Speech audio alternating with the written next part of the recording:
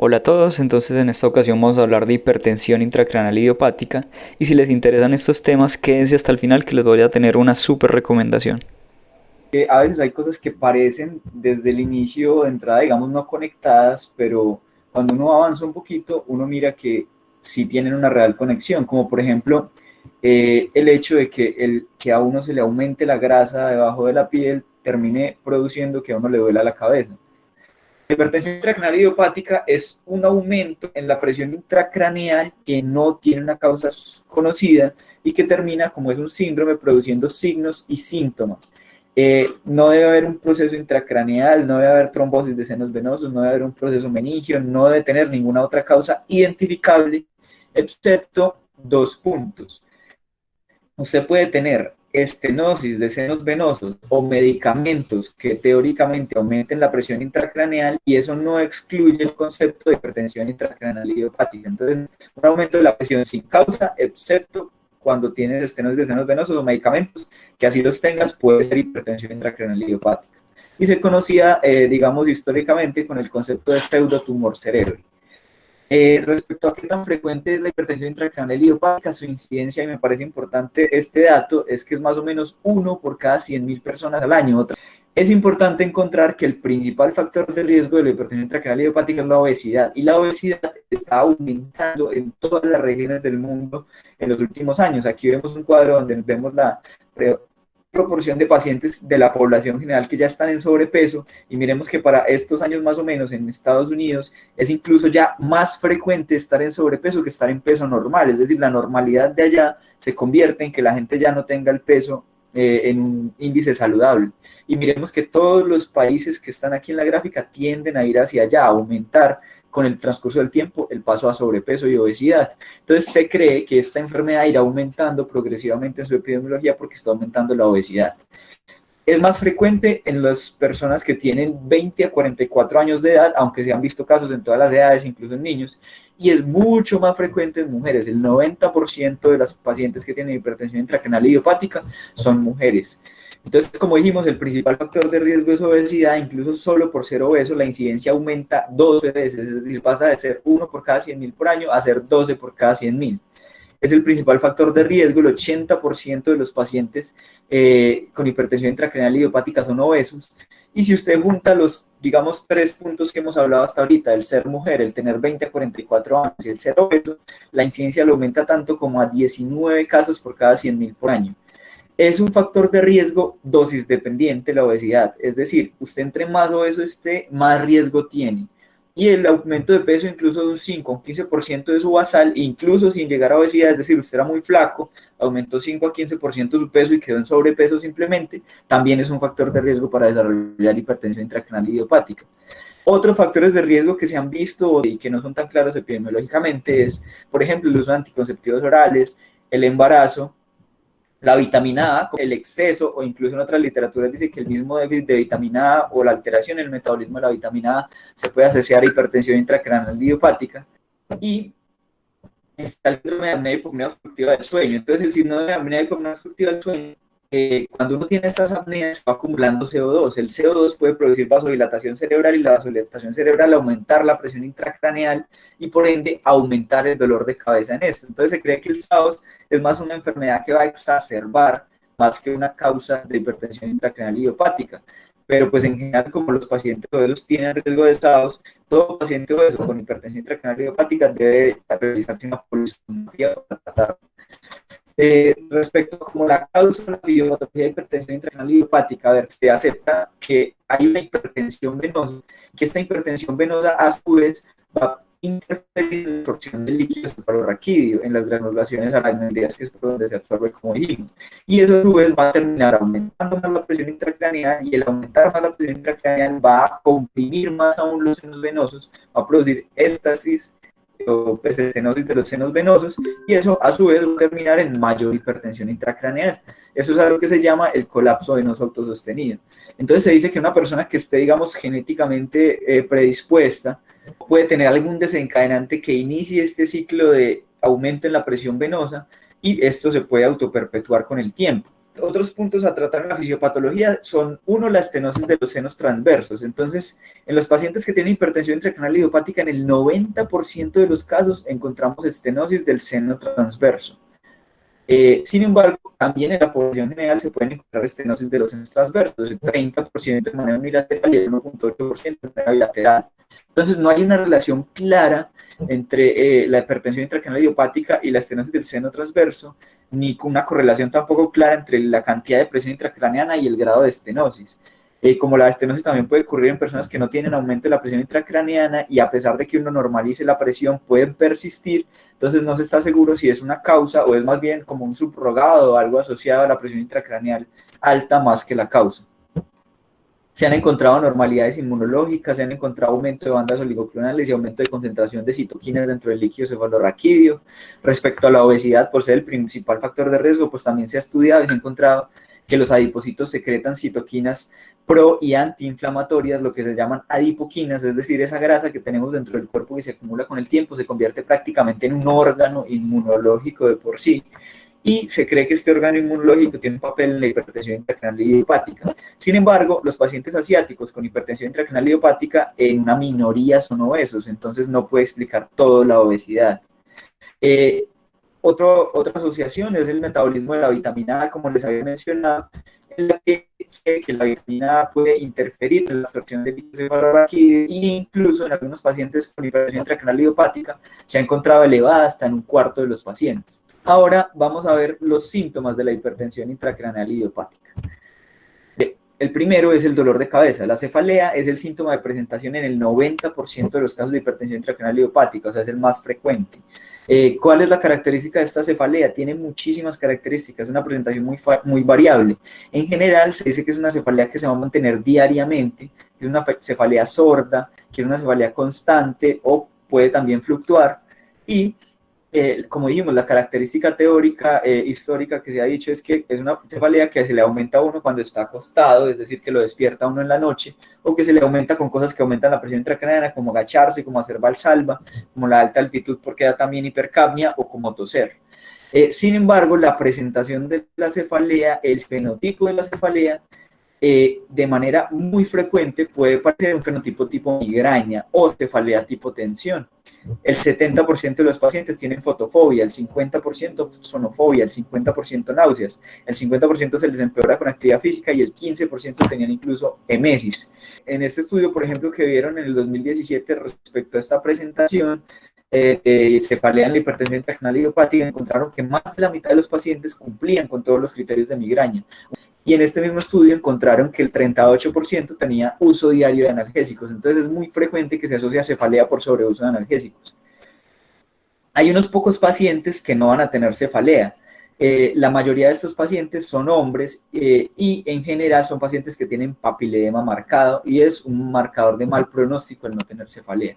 Entonces aquí como grande la cefalea es llamativo, importante recordar que se puede presentar como una migraña.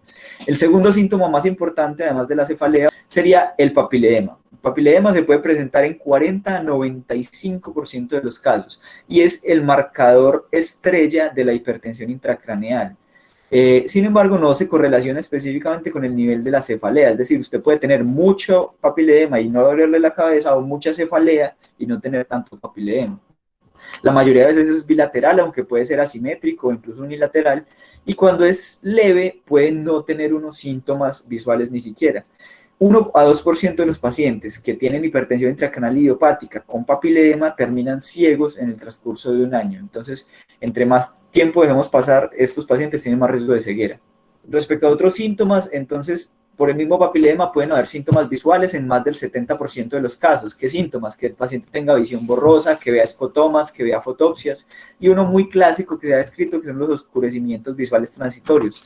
Los oscurecimientos visuales transitorios son que el paciente cuando se mueve, cuando se para o cuando hace movimientos oculares incluso, puede tener una pérdida visual breve de unos segundos que puede ser parcial o completa. Se cree que es porque hay una isquemia transitoria por aumento de la compresión hacia la microvasculatura del nervio óptico.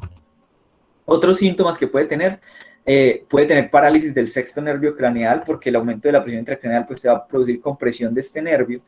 entonces va a tener el paciente diplopía, puede tener un tinnitus pulsátil simétrico, es característico ese tinnitus pulsátil también, y con el paso del tiempo, si uno deja la presión intracraneal elevada mucho tiempo, va a producir erosión de la base del cráneo, entonces puede producir rinorrea o torrea, porque haya fuga de líquido cefalorraquídeo, y por esa misma etiología hiposmia. Estos son más frecuentes, hay unos ya más raros como cervicalgia, lumbalgia, incluso alteración cognitiva y depresión.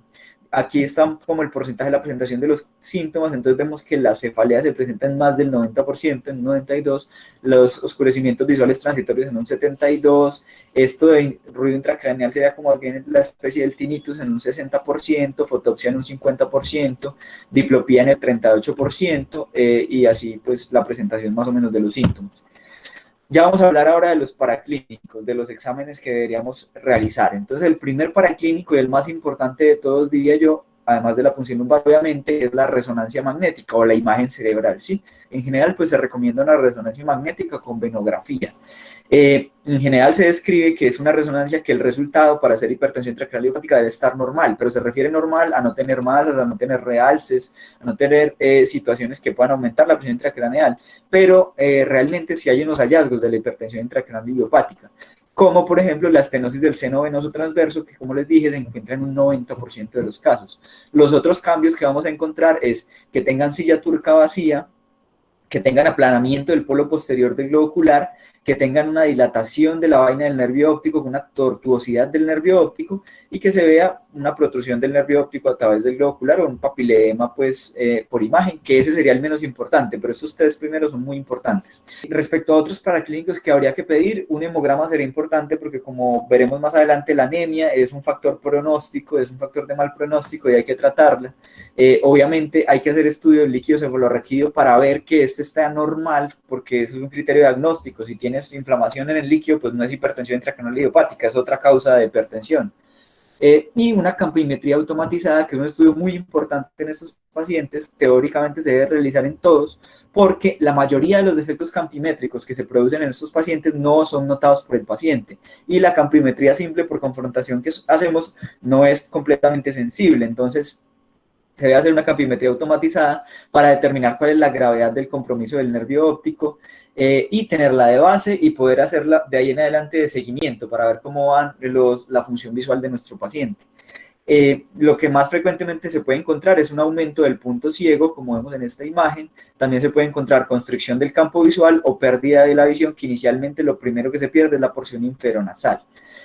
Ya pasamos a la parte de diagnóstico. Entonces, respecto al diagnóstico, esto es de lo más importante de todo. Entonces, ¿cuáles son los criterios diagnósticos para tener hipertensión intracraneal idiopática? Son estos 5 de acá, que realmente son unos criterios realmente intuitivos, o sea, son buenos porque son muy lógicos. Lo primero es que si usted tiene hipertensión intracraneal idiopática, pues debe tener signos y síntomas de hipertensión intracraneal idiopática. Y aquí es muy importante resaltar que entre esos signos y síntomas debe estar el papiledema, ¿sí? Es una manifestación que debe estar en estos signos y síntomas. Segundo, además de tener signos y síntomas de que tiene la presión alta, pues debe tener efectivamente la presión alta. ¿Y cuánto es tener la presión alta? Debe tener más de 25 centímetros cúbicos de agua de presión intracraneal. Lo tercero es que no debe tener ninguna focalización neurológica, excepto la alteración de pares craneales, porque se puede producir hipertensión intracraneal.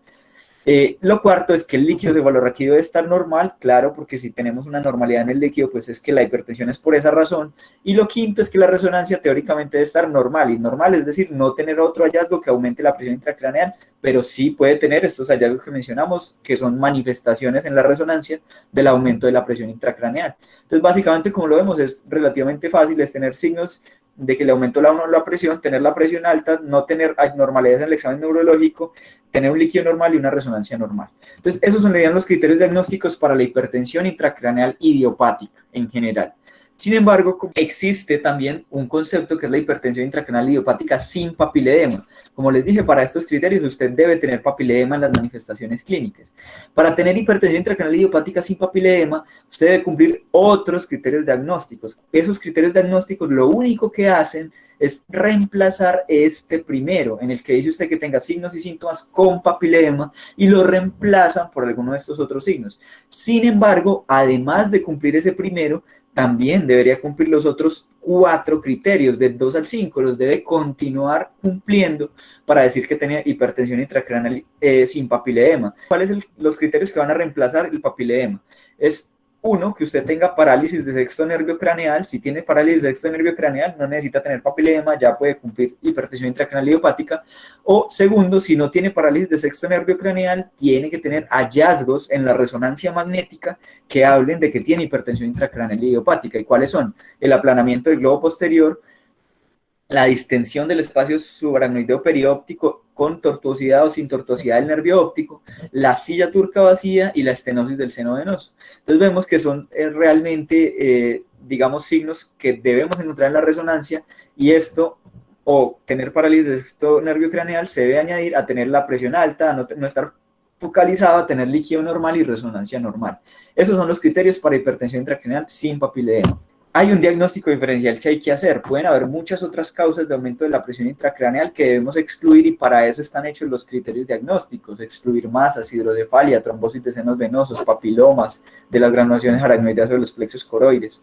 Y también debemos tener en cuenta que el mismo papiledema tiene diagnósticos diferenciales, pues la elevación del nervio óptico, cuando uno lo ve, puede ser debida a hipertensión maligna, a drusen del nervio óptico, que no sea un papiledema real, sino que sea simplemente este depósito de calcio en la cabeza del nervio óptico que no afecta la agudeza visual y que no se ve y que no tiene afectación del pulso venoso.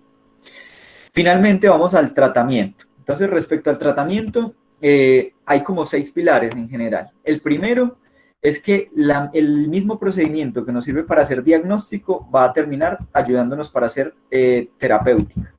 La punción lumbar tiene efecto en mejorar, porque drena líquido cefalorraquídeo, entonces va a mejorar la presión intracraneal. Como dijimos, en algunos pacientes incluso de manera indefinida pueden quedar mejor por esa punción lumbar.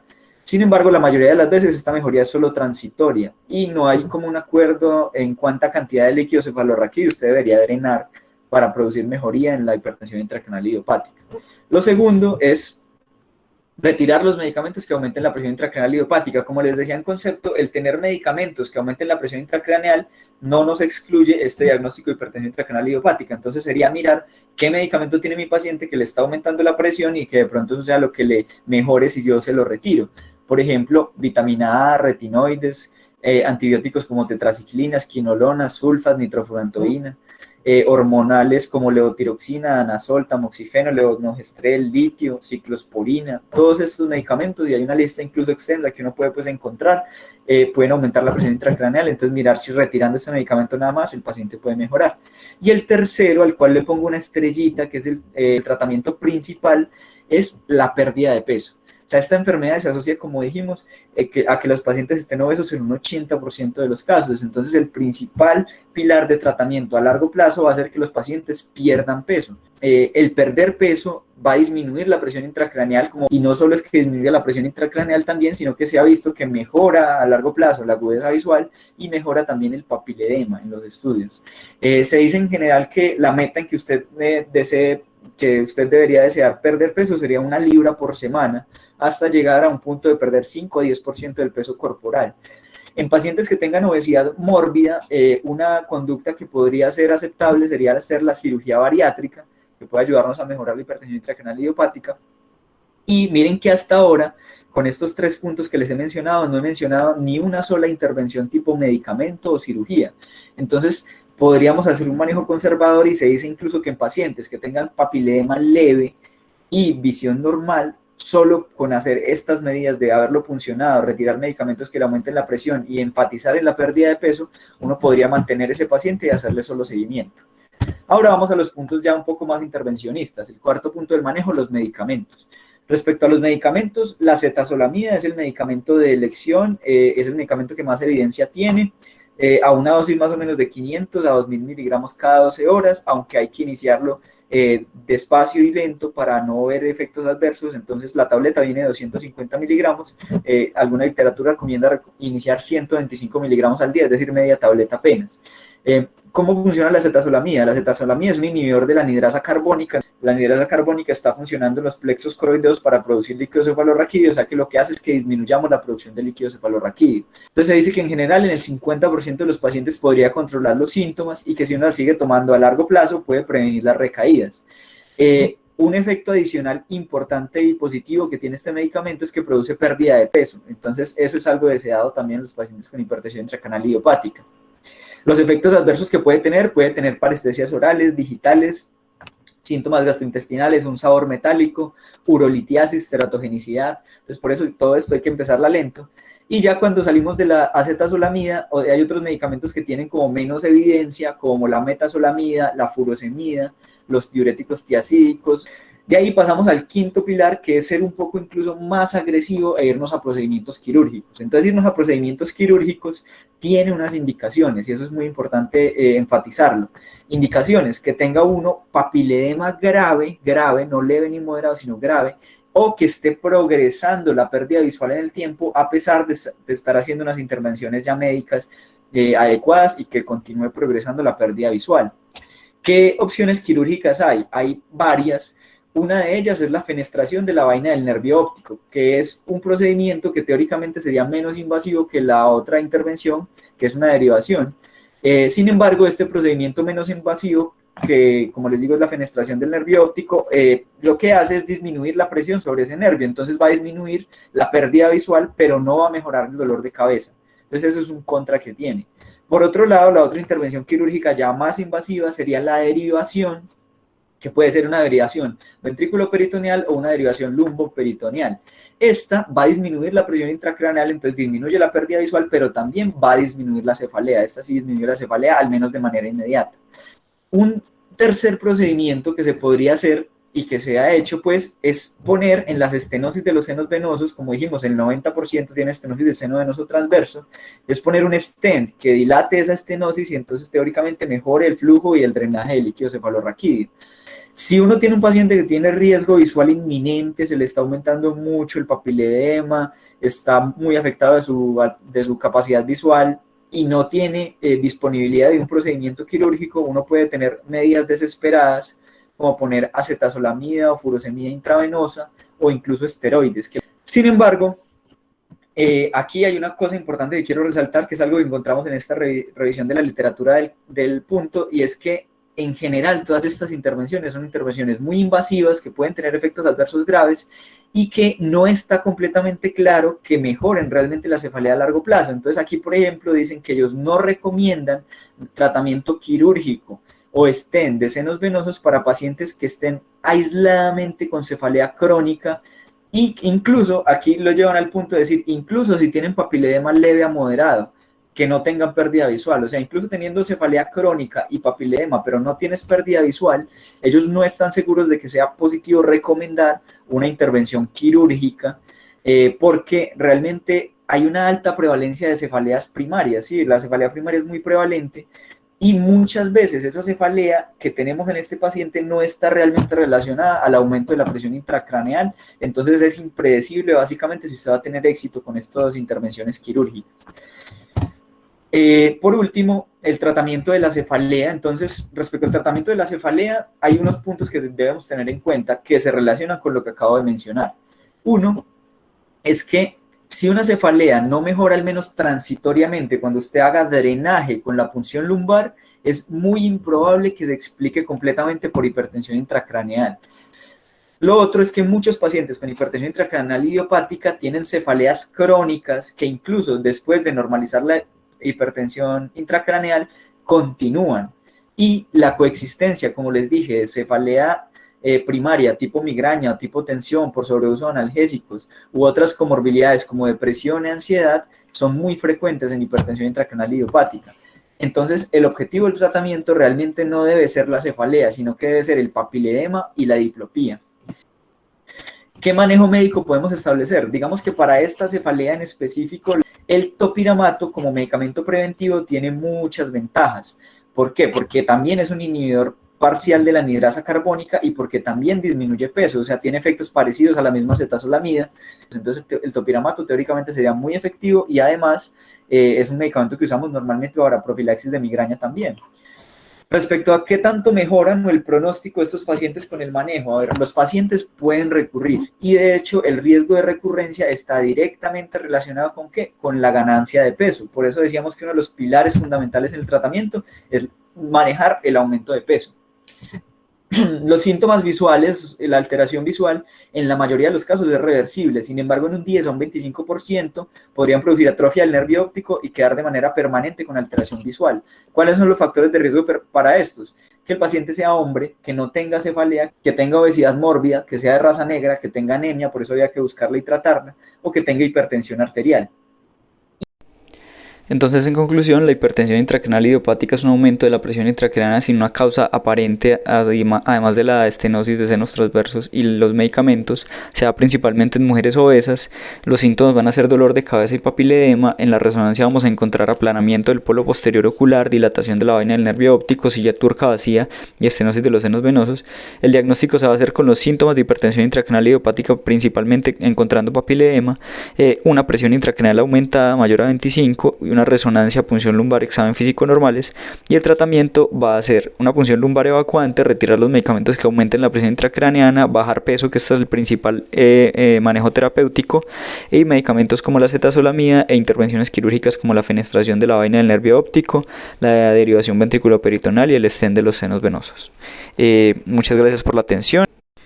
Bueno, y finalmente, si les interesan estos temas, les dejo la super recomendación. En Instagram tengo un compañero que sube un montón de información muy valiosa e importante sobre estos temas. Lo pueden encontrar como Dr. Neurovázquez en Instagram. Acá les dejo el perfil para que lo sigan. Y también les dejo mi perfil para que por ahí nos podamos contactar. Si tienen alguna duda, con mucho gusto intentaré resolverla. Muchas gracias por la atención.